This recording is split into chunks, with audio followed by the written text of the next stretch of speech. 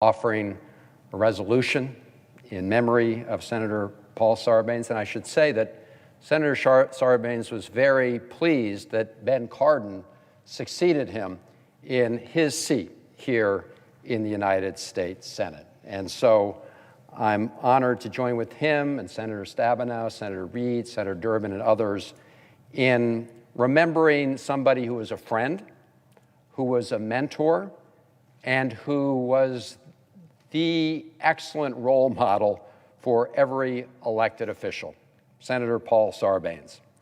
He was a thoughtful and brilliant senator, a kind man, a dedicated public servant. As we've heard, he was born on Maryland's Eastern Shore to parents who emigrated from Greece. He graduated from the local public high school, Wicomico High School, and was recruited to attend Princeton on a full scholarship. He excelled in his studies as he would in his career, becoming a Rhodes Scholar and graduating from Oxford before attending Harvard Law School.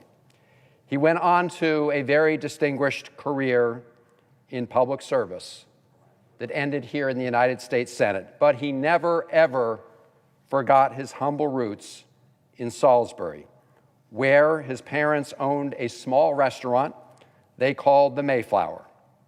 In his farewell speech in the Senate, Senator Paul Sarbanes said, and I quote, "My parents came to this country as immigrants from Greece, both my mother and my father.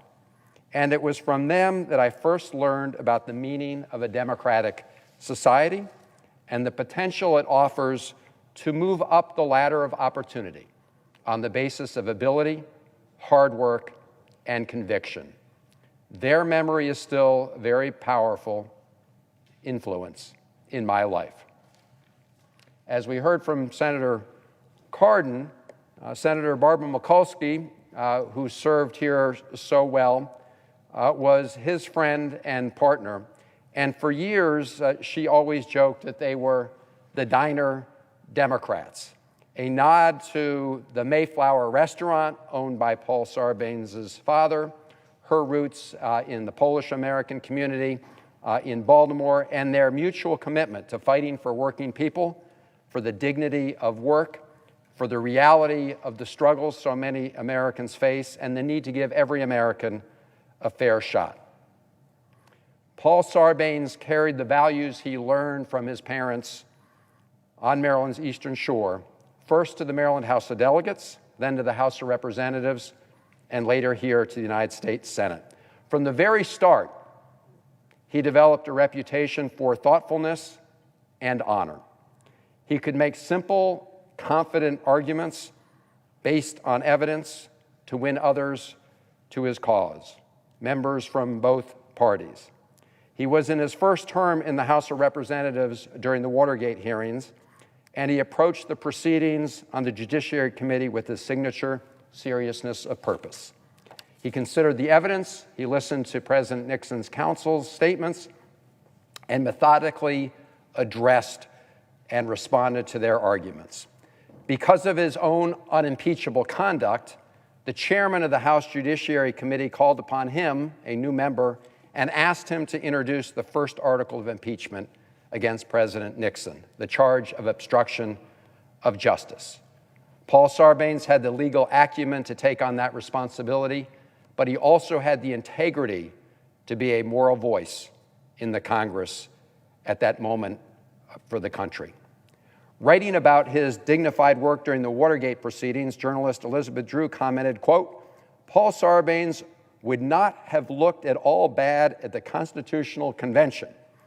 He might have even been one of the great ones," unquote. After 3 terms in the House, Paul Sarbanes ran for the Senate. I first met Senator Sarbanes in the 1980s when I was serving as a staff member on the Senate Foreign Relations Committee. And I know everybody who served with Paul Sarbanes will understand what a master class it was to watch him during a hearing on cross-examination. He asked thoughtful, probing questions, And before a reluctant witness realized what was happening, he had them cornered with no way out but to concede to the point that he wanted to make or look deliberately evasive. Woe be it to any witness who came before Senator Sarbanes unprepared. He was a Senate workhorse in the truest and best sense.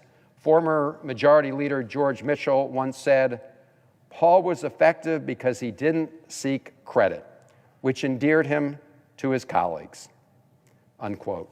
He wasn't afraid to take his time to get to the bottom of an issue, build his case, and convince his colleagues. In the wake of the Enron scandal, he held 10 hearings to ensure that the congressional response would be thorough and effective, and rallied the entire Senate to support the ensuing Sarbanes-Oxley Act, the law that is credited with restoring greater investor confidence in the market and providing transparency and oversight for corporate governance. He loved the state of Maryland, and especially the Chesapeake Bay. As Senator Cardin indicated, he took on the mantle of forging and strengthening the federal partnership to clean up his beloved Chesapeake Bay. He wanted everybody to have a fair deal and worked to improve access to affordable housing and protect consumers from his seat on the Banking Committee.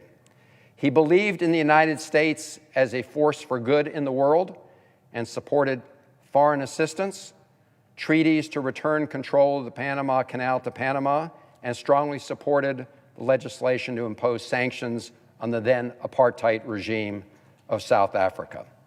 He opposed senseless and unnecessary wars. I came to the House of Representatives in 2003 along with my friend and colleague from Baltimore, Congressman Dutch Ruppersberger. Senator Sarbanes was then the leader of our delegation. He welcomed us kindly, but as captain of Team Maryland, he characteristically was eager to allow all members, however new they were to the delegation, to play an important role. Not surprisingly, Senator Sarbanes was a favorite son of the Greek-American community. He was a member of the Greek Orthodox Cathedral of the Annunciation in Baltimore and held the highest lay office in the church. And we shared strong bonds in the Greek-American community because, like Paul's parents, my wife Catherine's mother's family emigrated from Greece. As a strong believer in promoting democratic values at home and abroad, Senator Sarbanes was proud of those Greek roots and spoke often of democracy's roots with the ancient Greeks. He used to speak to students about the importance of public service, telling them that in ancient Athens, people who lived only a private life without view of the public good were failing to live fully. Indeed, the power of democracy and its promise of opportunity was the driving force behind his governing philosophy: to open the doors to others, to keep your promises, and to achieve based on your merit, not on your connections, money, or power. As extraordinary a public servant as he was, Paul Sarbanes was, above all, a family man. He was devoted to his wife, Christine, whom he met at Oxford. Recalling their first encounter, Paul said, quote, "She came to a meeting of the American Association I headed. I forgot what was on the agenda. All I remember of that meeting was that is where I met Christine," unquote. She was brilliant, kind, an educator in Latin, Greek, French, and the classics, who matched Senator Sarbanes' intelligence and shared his love of service. They used to knock on doors together during his political campaigns, and she was a sounding board throughout his career. They raised 3 children, including our friend John Sarbanes, who now serves Maryland so well in the House of Representatives. And he was enormously proud of them and his 7 grandchildren. I also extend my condolences today to Senator Sarbanes' former staff. His legacy goes well beyond the laws he wrote to the way he worked, that he shared with them. Do your homework, understand the details, act with integrity, hold firm to your values. It is an example for all of us to follow. Mr. President, Senator Sarbanes was not a flashy presence. In fact, political opponents once tried to belittle him with the name, quote, the stealth senator, unquote. But as he joked, stealth is one of the most important weapons in our military arsenal. If you let somebody else take the credit, you can get the result. That was Paul Sarbanes. Enormous accomplishments, never taking the credit. His quiet confidence left an impression on all who served with him. We have lost a great senator. America has lost a great senator, and many of us have lost a very good friend. But we should be comforted in the knowledge that he achieved what we would all wish for ourselves. He served well. He made the world better for others.